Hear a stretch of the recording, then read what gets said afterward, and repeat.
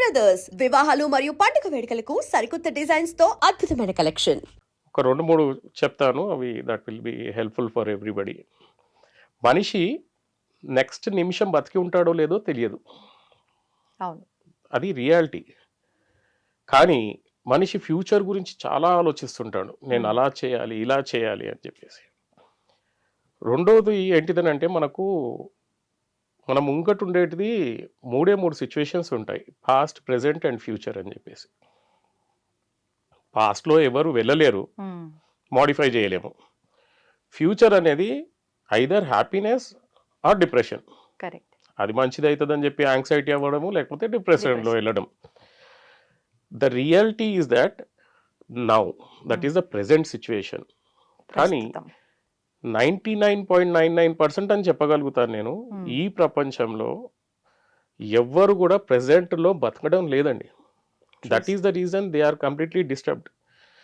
ఇప్పుడు ప్రెజెంట్లో బతికితే ఈ నిమిషంలో మనకు ఎవడు కొట్టట్లేదు, మన ముందర ఏ ప్రాబ్లం లేదు, ఏమీ లేదు.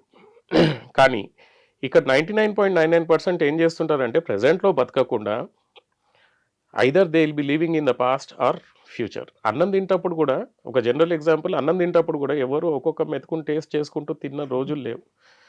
వాటర్ తాగినప్పుడు కూడా ఎవరు వాటర్ని టేస్ట్ చేసుకుంటూ తాగట్లేదు. అదే మనం చిన్నప్పుడు అయితే ఒక రాగి ఆకు కనిపిస్తే దాని మీద ఎన్ని లైన్స్ ఉన్నాయి లెక్క పెట్టేవాళ్ళం. అదే మనము చిన్నప్పుడు కింద పడుకున్నప్పుడు పైన చూసి చుక్కలు లెక్క పెట్టుకునే వాళ్ళం మనం. అంటే ప్రెజెంట్లో బతికే వాళ్ళం, అక్కడ ముందర కనిపించే దాంట్లో ప్రెజెంట్లో బతికే వాళ్ళం మనం. ఇప్పుడు ఆ ప్రెజెన్స్ అనేది వెళ్ళిపోయింది. అందుకని చెప్పి మనిషి ఏంటిదంటే ఎప్పుడు కానీ ఒక డిప్రెషన్లో, ఒక యాంగ్జైటీలో, లేకపోతే అతని హెల్త్ ప్రాబ్లమ్స్ రావడానికి ప్రాబ్లం ఏంటిదనంటే అతను ఐదర్ పాస్ట్లో బతుకుతున్నాడు, లేకపోతే ఫ్యూచర్లో బతుకుతున్నాడు.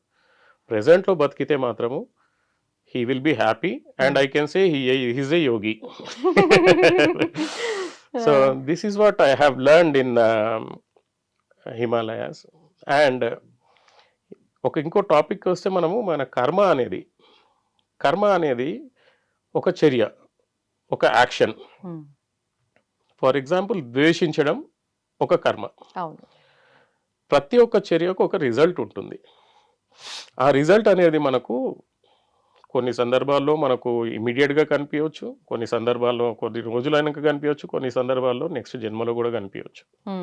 ఓకే, చిన్న జోక్గా ఎగ్జాంపుల్ ఏంటంటే ఒక పిల్లోని రాయి తీసుకొని కొడితే వాడు కూడా ఇమీడియట్గా రాయి తీసుకొని కొడతాడు.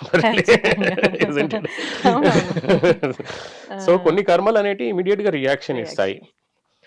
మనిషి జన్మ అనేది కూడా మనకేంటిదంటే ఈ కర్మల వల్లనే మనము ఈ జన్మ తీసుకుంటున్నాము, ఈ ఫ్యామిలీలో జన్మ తీసుకుంటున్నాము. అంటే దట్ కర్మ మనకు ఆల్రెడీ డిసైడ్ చేసింది, మీ తల్లిదండ్రులు ఎవరు, నీ ఎన్విరాన్మెంట్ ఏంటిది, నువ్వు ఎట్లా ఉండాలని చెప్పేసి. పాపం బ్రహ్మ తలరాత రాస్తాడంటాడు, కానీ మన కర్మ మన తలరాత రాస్తుంది అసలు యాక్చువల్గా. ఇన్ని జన్మలలో మనం చేసుకున్న కర్మలు, ఇది ఎన్నో జన్మనో మనకే తెలియదు. సో ఇన్ని జన్మలలో చేసుకున్న కర్మలు ఏంటిదంటే మనకు ఫస్ట్ ఒక గోడౌన్లో ఉంటాయి మనకన్నీ. దాన్ని మనం సంచిత కర్మ అని అంటాం. ఆ గోడౌన్లో నుంచి మనం ఎప్పుడైతే జన్మ తీసుకుంటున్నామో ఎవ్రీ జన్మలో కొన్ని పుణ్యము కొంత పాపము కలిపి మనకు వస్తుంటాయి.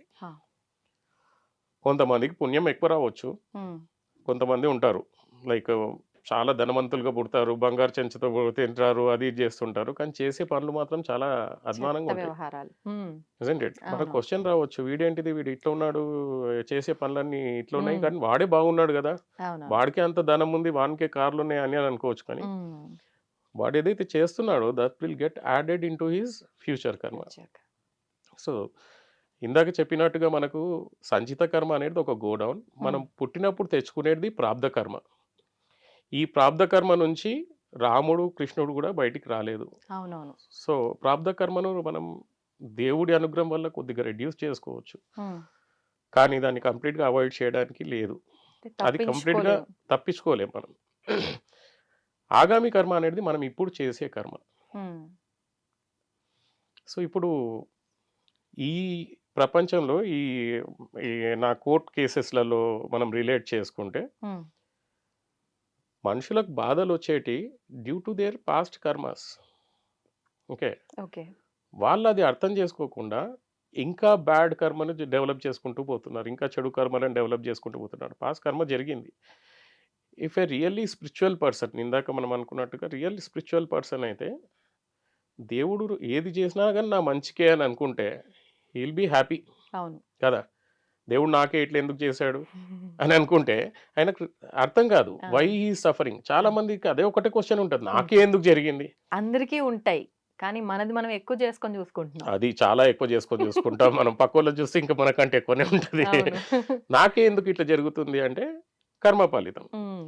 ఇప్పుడు ఒక ఎగ్జాంపుల్‌గా ఏంటిదంటే మనం వెళ్తూ వెళ్తూ చిన్నగా యాక్సిడెంట్ అయిందనుకోండి. కింద పడ్డాము. కాలుకి దెబ్బ తగిలింది. హ్మ్.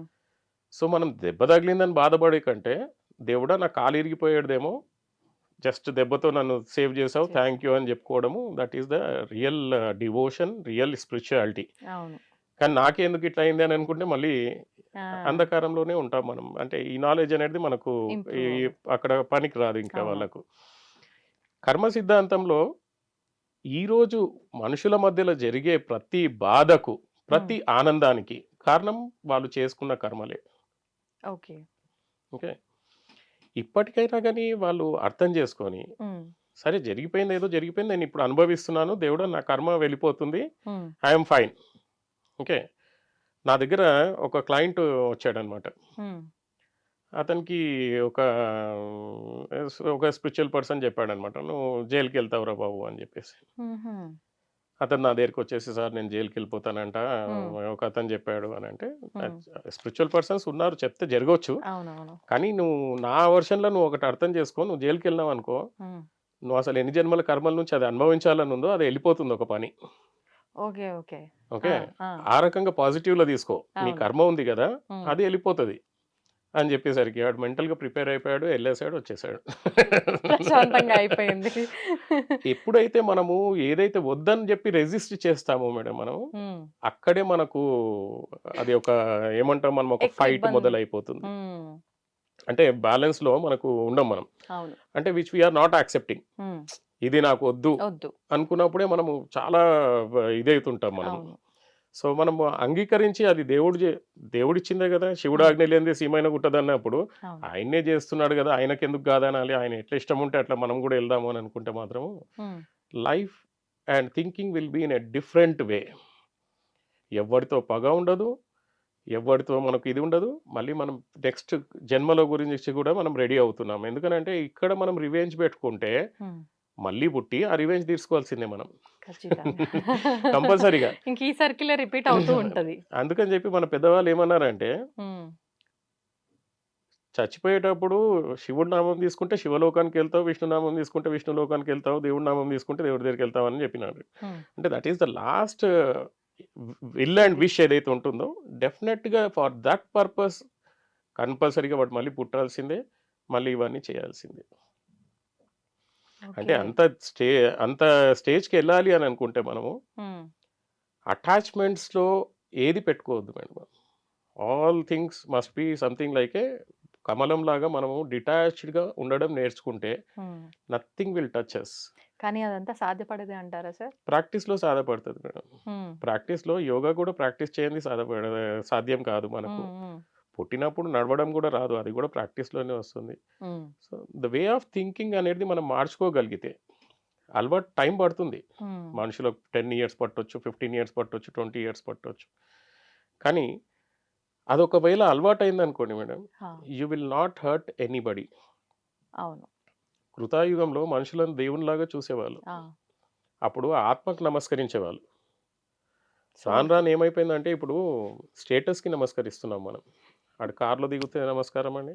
లేకపోతే ఆడు బెంజ్‌లో దిగితే నమస్తే అండి. లేకపోతే పెద్ద అవునవును. ఇంట్లో ఉంటే నమస్తే అండి. మంచి షర్ట్ ఏస్తే నమస్తే అండి గాని, ఆత్మను మనము నమస్కరిస్తలేము. మనిషిని 100% లేదు. ఆత్మలాగా గూడా చూడట్లేదు మనం. చూడాలి. ఫస్ట్ టాపిక్ నేను మీకు చెప్పినట్టుగా, హ్మ్. ఇప్పుడు ఆలోచించి జూస్తే ఏం రెస్పెక్ట్ ఇయ్యట్లేదు ఎవరికీ. మదర్, ఫాదర్‌కి రెస్పెక్ట్ ఇయ్యట్లేదు. ఇవ్వరు. ఫ్యామిలీలో ఇది జేస్తున్నాము. అందరిని మోసం జేస్తున్నాము. అవును. అన్ని జేస్తున్నాము. Where are we going? అవును. ఇప్పుడు కొన్ని కొంతమంది ఏమనుకొస్తారంటే, హ్మ్. ఇది నాదొకటే లైఫ్. అవును. నేను ఇష్టం వచ్చినట్టుగా చేస్తా. అట్లాంటోళ్ళని మనం ఏం కంట్రోల్ చేయలేం మనం. చేయలేం. అండ్ దేవుడు గూడా అట్లాంటోళ్ళకు he will not bring them on the line. Or whenever time comes they will the god will bring them on the line. So until unless ఇంకా వాళ్ళ పాప కర్మలు వాళ్ళ కర్మల వల్ల వాళ్ళు డెఫినెట్గా ఈ సఫరింగ్స్ అనేటివి తప్పవు. కానీ కొన్ని సందర్భాల్లో ఉన్నది ఒకటే లైఫ్, దీన్ని మనకు నచ్చినట్టుగా అనేది మనం గుడ్ వేలో కూడా కన్వర్ట్ చేసుకోవచ్చు. ఆధ్యాత్మిక సేవలో భగవంతుడికి సేవ చేసుకోవడానికి నాకు ఉన్నది ఇది ఒకటే జన్మేమో కరెక్ట్. ఇలా అనుకుంటే ఎంత అబ్సల్యూట్లీ బాగుంటది. You are absolutely right. ఎందుకనంటే ఇదే నాది లాస్ట్ జన్మనేమో, నేను మళ్ళీ పుట్టకుండా ఉండాలి అని అనుకుంటే నాకు ఈ జన్మ ఇచ్చాడేమో అని చెప్పేసి అది చాలా రేర్ మనుషులకు అది ఉంటుంది. వస్తుందండి. అవును. ఇప్పుడు మనకు ఈ వాసన అనేది ఏదైతే ఉంటుందో అదే కర్మగా మారుతుంది. ఉమ్. నేను ఏ జన్మలో ఏ డాక్టర్గా ఉన్నానో లేకపోతే న్యాయాధిపతిగా ఉన్నానో ఏమున్నానో కాబట్టి నేను ఈ వృత్తిలో రావాల్సి వచ్చింది. అది బై మిస్టేక్ అనేది జరగదు. ఆ, అంటే దెర్ ఈస్ ఎ ప్లాన్. అవునవును. ఇప్పుడు కర్మలో నాది లాస్ట్ జన్మలో నేను ఏముండనో తెలియదు. ఉమ్, ఉమ్. కంపల్సరీగా నేను ఇక్కడికే వచ్చి నేను లాయర్ ఎందుకు అవ్వాలి, అవ్వాలి. Isn't it? అవును ప్రతి సార్. దానికి ఒక రీజన్ గా మనం చూసుకున్నాం అనుకోండి, ఉమ్, అది కర్మ సిద్ధాంతం అనేది కాన్షియస్నెస్ అనేది, కాన్షియస్నెస్ ఈజ్ చాలా పెద్ద టాపిక్. అది US లో కూడా రీసెర్చ్ జరుగుతుంది. యాక్చువల్లీ మన రమణ మహర్షి చెప్పినట్టుగా హూ ఐఎమ్ ఐ అనేది క్వశ్చన్ చేసుకుంటే ఉమ్, we are not the body, we are Hmm. నథింగ్. ఒక సింపుల్ వర్డ్లో ఆయన చెప్పిన దానికి మనం అర్థం చేసుకోవాలనుకుంటే మేడం, ఉమ్, మనం ఎవరము అని చెప్తే వీఆర్ ఓన్లీ విట్నెస్ కాన్షియస్నెస్. ఉమ్. సాక్షిభూతం అని అంటాం చూడండి, విట్నెస్ కాన్షియస్నెస్. మన చేతికి ఏం జరుగుతుంది, నా చేతికి దెబ్బ తగిలింది అని అంటాం. అవును. అంటే నేను వేరు, చెయ్యి వేరు. ఓకే. సో మనకు మన రమణ మహర్షి గారు ఏం చేశారు, ఆయనకు నా శరీరమే కదా అది, నేను వేరు శరీరం వేరు అనే భావంతో ఉంటే మనము ఉమ్, వీఆర్ విట్నెసింగ్ ఎవ్రీథింగ్ అండి. అంటే the soul is witnessing everything. That is the reason we are witness consciousness. ఏం జరుగుతుంది దానికి మనం ఓన్లీ సాక్షిభూతమే. అంతే. సో ఇట్లాంటి భావనలతో ఉంటే మనకు ఈ కాలంలో కోర్టు కేసులు, ఉమ్, ఇప్పుడు ప్రాపర్టీ మ్యాటర్స్ చూసారనుకోండి, జనరల్గా 5 years to 15 years లాగిపోతుంటాయి అవన్నీ. అవును. ఎంతమంది సఫర్ అవుతారండి? ఒక జనరేషన్ కూడా చనిపోవచ్చు ఆ ప్రాపర్టీ డిస్ప్యూట్లో. నిజంగా